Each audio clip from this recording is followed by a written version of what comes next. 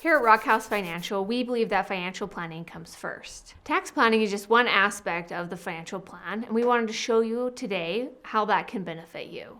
Now, keep in mind that this is a simplified example for illustrative purposes only.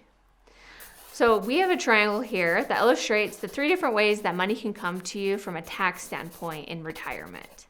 The first area of the triangle, when you put money into it, you get a tax deduction.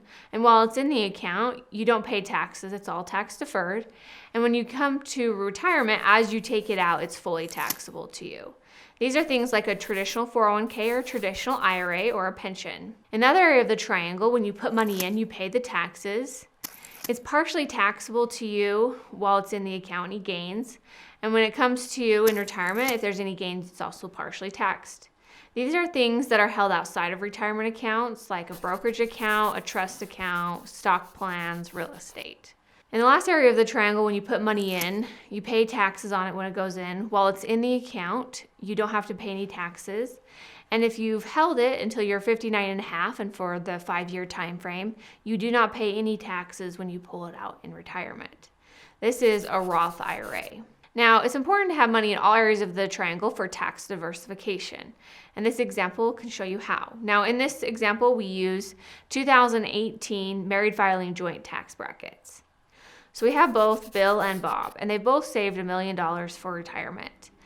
Bill saved all of his money into a 401k.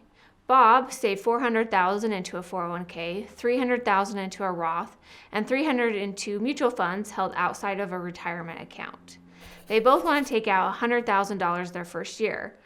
Bill, when he takes out $100,000, this puts him in the 22% tax bracket. So after tax, he has $78,000. Bob takes out $40,000 from his 401k and $30,000 from the other 2 accounts.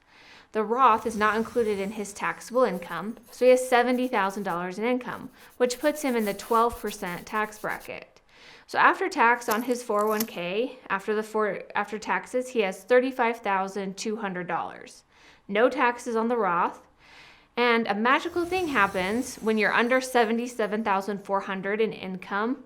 You pay nothing on capital gains. So he doesn't pay anything on his mutual fund.